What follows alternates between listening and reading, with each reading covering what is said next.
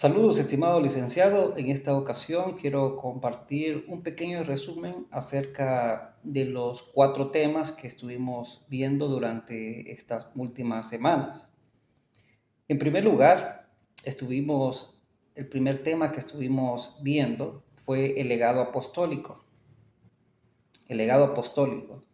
En estos temas se estuvieron viendo algunos subtemas como la conversión y el primer viaje misionero de Pablo, el concilio de Jerusalén y el segundo viaje de Pablo.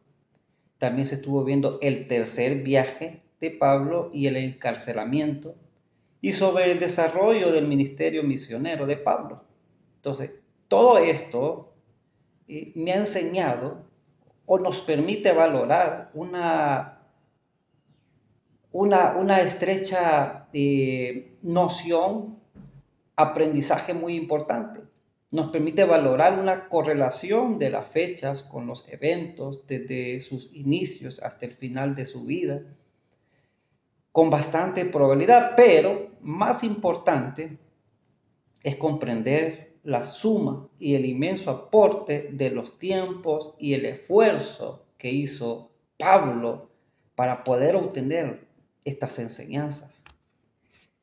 También estuvimos hablando acerca del segundo tema, que es el protoepístolas, donde iban enmarcadas varias epístolas como Gálatas, Primera de Tesalonicenses, Segunda de Tesalonicenses, también las epístolas a los Corintios, Segunda de Corintios, Primera de Corintios.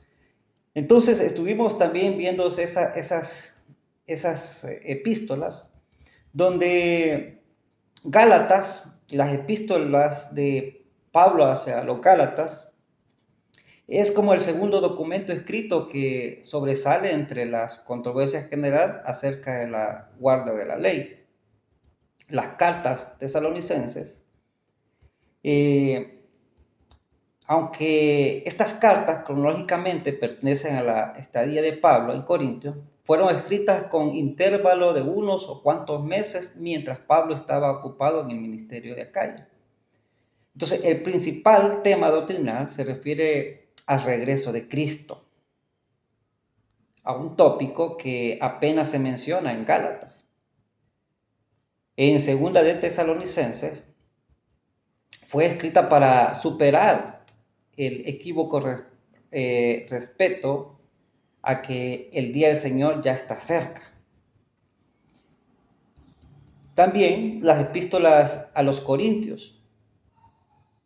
Cuando su permanencia en Éfeso, Pablo mantuvo relaciones con la iglesia de Acaya, que había fundado en su viaje precedente. La iglesia de Corinto era para él un modelo, un molesto problema, mejor dicho, debido a la inestabilidad de aquellos creyentes. Siendo gentiles en su mayor parte y no habiendo tenido conocimiento de las escrituras del Antiguo Testamento y teniendo antecedentes religiosos, morales, antecedentes opuestos a los principios cristianos, se necesitaba mucha instrucción para colocarlos en la posición de madurez espiritual necesaria. Ahora, en 2 Corintios, Pablo, refiriéndose 2 veces a sus planes, dice: esta tercera vez voy a vosotros, puesto que su primera visita a Corintios quedó marcada con la fundación de la iglesia, siendo que su carta la escribió en Macedonia, después de haber salido de Éfeso, en donde estaba esperando la oportunidad para visitar Corinto, debe de haber habido una visita que no quedó registrada y que tuvo lugar en algún tiempo, entre la visita de Timoteo y la partida de Pablo de Asia. Pablo decidió que no volvería a Corinto a menos que la iglesia adoptara una diferente actitud.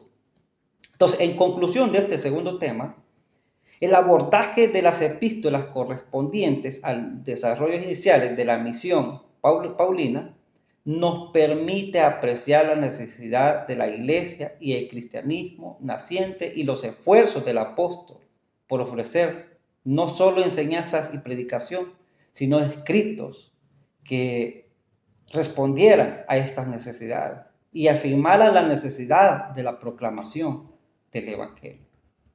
Ahora, tercer tema es las epístolas de la prisión, donde estuvimos viendo también las epístolas de la prisión a Filemón, a Efesios, a Colosenses, a Filipenses, las epístolas pastorales como es Primera de Timoteo, Segunda de Timoteo y Tito, las epístolas pastorales que son armónicas entre sí. Estuvimos hablando de eso también, o leyendo también estas epístolas.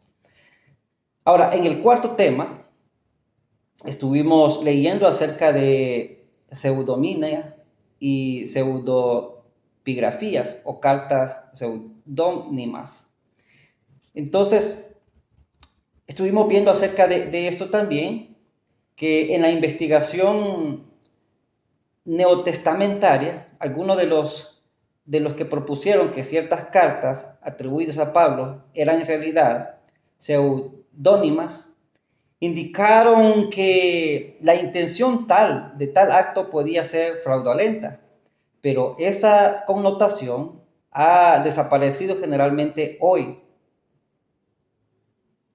el día de hoy, día de la discusión.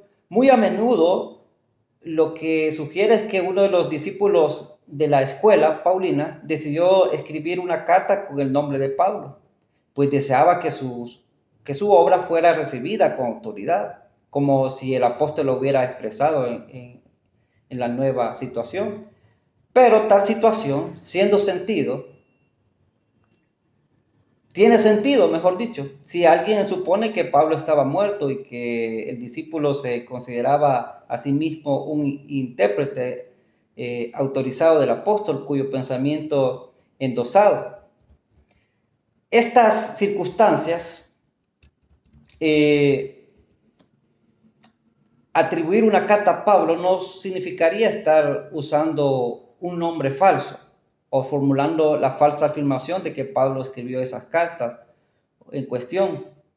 Sería tratar a Pablo como autor en el sentido de la autoridad que está detrás de estas cartas, que pretenden ser una extensión a sus pensamientos, es decir, tomar el mando del apóstol para continuar su labor. Entonces, estuvimos viendo también acerca de los problemas en torno a la pseudonimia y acerca de quién escribió la carta a Tito, también las implicaciones de la pseudoepigrafía para las cartas pastorales y también la carta a segunda a Timoteo y las posibilidades en torno a las pastorales. En fin, fue un tema muy interesante y probablemente me haya pasado del tiempo requerido, pero siento que es muy poco tiempo para dar un poco más detalle, ¿verdad?, de estos temas. En fin, fue de mucha ayuda a poder comprender acerca de estos viajes misioneros de Pablo, de una pequeña introducción acerca de las misiones, las visitas de Pablo, y todo esto nos ha ayudado a poder tener más conocimiento acerca de Pablo, del apóstol Pablo. Así que muchas gracias por su atención. Que Dios le bendiga.